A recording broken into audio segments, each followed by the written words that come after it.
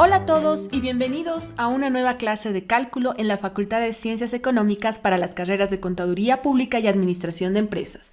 Quien les habla es María Elena Dury Méndez, docente de la Universidad Mayor de San Simón. En esta sección vamos a explorar un poderoso método para determinar los valores extremos de funciones restringidas. Este método, conocido como el método de los multiplicadores de Lagrange. Lo que vamos a hacer es encontrar máximos y mínimos relativos de una función multivariable a la cual se le impone ciertas restricciones.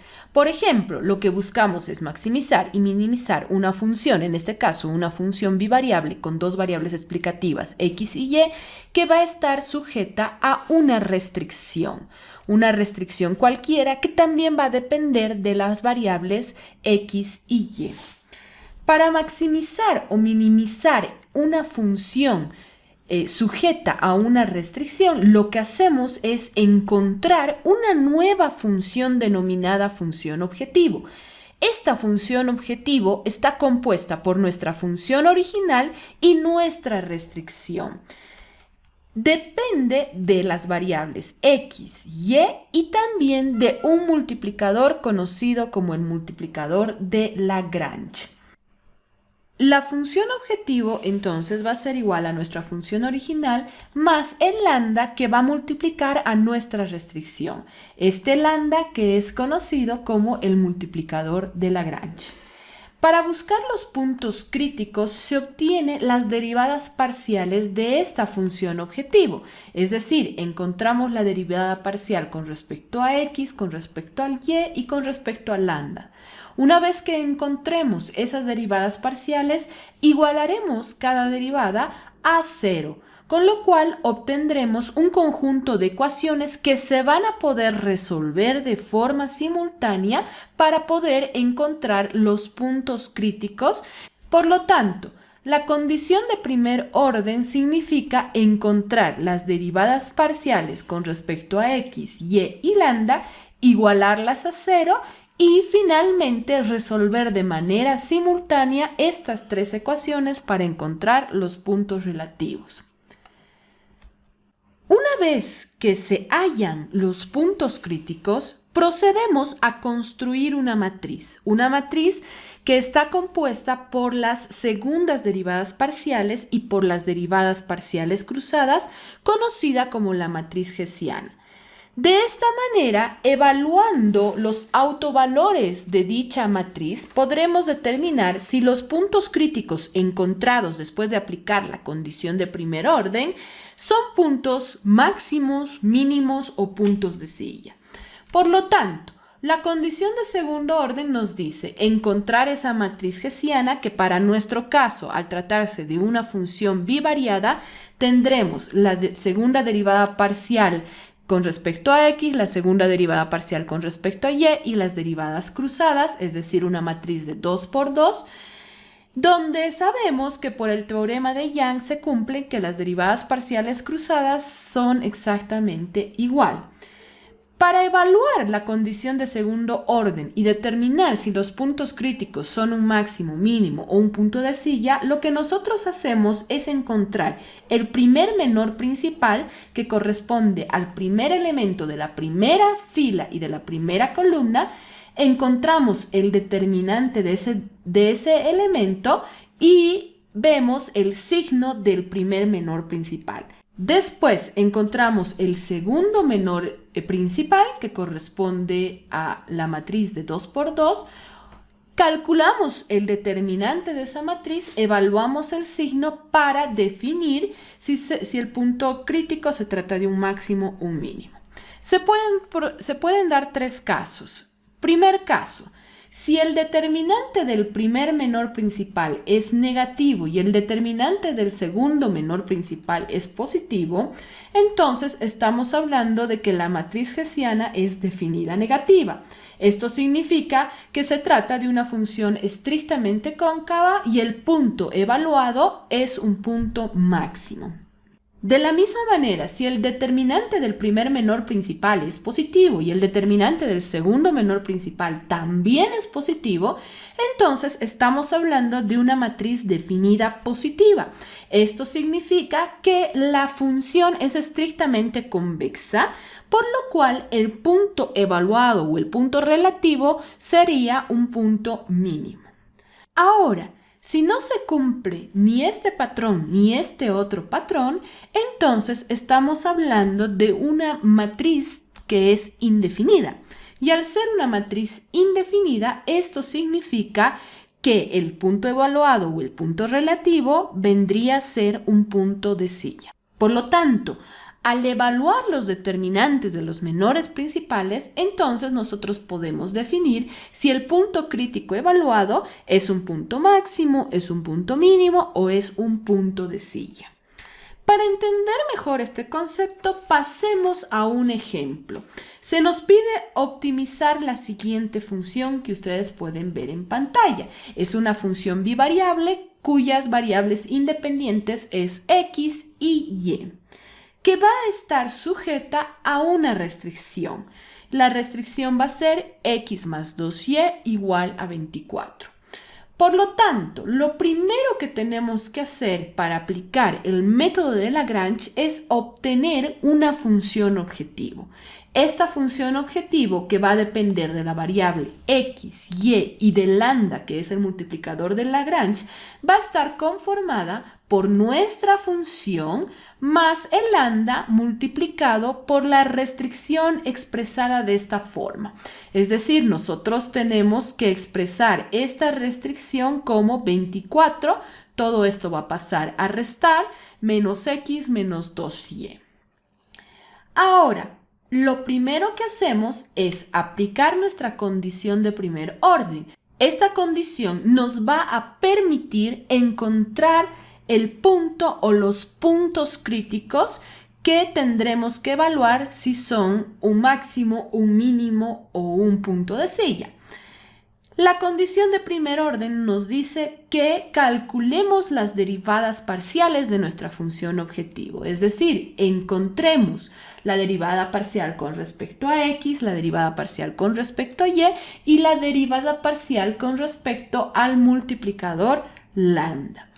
Si nosotros derivamos esta función con respecto a x, tendremos que observar que aquí tenemos x y aquí tenemos x. Por lo tanto, vamos a derivar solamente los elementos donde está presente x. Y eso va a ser igual a 10x menos y menos lambda. Aquí fíjense que lambda sería como una constante, derivamos x y lambda se mantiene como una constante. Esto además se puede expresar como 10x menos y igual a lambda. Esta viene a ser nuestra primera ecuación. Vamos a encontrar la derivada parcial con respecto a y. De la misma manera, solamente vamos a derivar los elementos donde se encuentra y. Aquí tenemos y, aquí y aquí. Por lo tanto, esto va a ser igual a 12y menos x menos 2 lambda, igual a 0. De la misma forma, podemos expresar esta ecuación como 12y menos x igual a 2 lambda. Esta sería nuestra segunda ecuación. Finalmente, vamos a derivar nuestra función objetivo con respecto a lambda, y eso va a ser igual a 24 menos x menos 2y. Derivamos lambda y se mantiene todo esto como si fuese una constante, igualamos a 0, y esta va a ser nuestra tercera ecuación. Por lo tanto, a partir de estas tres ecuaciones que hemos encontrado al obtener las derivadas parciales, vamos a proceder a resolver dicho sistema y a encontrar los valores de x y y que satisfacen dichas ecuaciones. Si bien a veces se encuentra el valor de lambda, lo más importante es encontrar los valores de x y y donde está ubicado el punto crítico. Bien, lo primero que podemos hacer es dividir la ecuación 1 entre la ecuación 2 para poder eliminar este lambda. Si nosotros dividimos 1 entre 2, observamos que se puede eliminar el lambda del numerador con el lambda del denominador y nos queda la expresión de esta forma. Ahora vamos a pasar este denominador a multiplicar y este otro denominador a multiplicar y vamos a expresar nuestra ecuación de la siguiente manera. Después de operar este paréntesis, vamos a tener 20x menos 2y es igual a 2y menos x.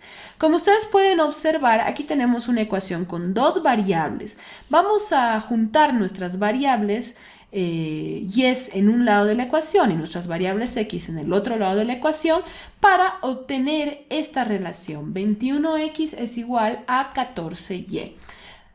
Aquí podemos decidir si queremos despejar la variable x o queremos despejar la variable y.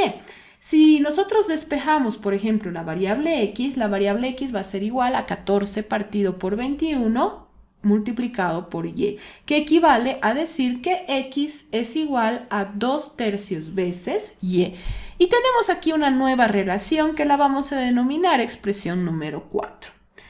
Ahora, teniendo esta expresión, nosotros podemos reemplazar 4 en nuestra ecuación número 3 y vamos a tener 24 menos 2/3 y menos 2y igual a 0. Con lo cual hemos encontrado una ecuación que está simplemente en función de y.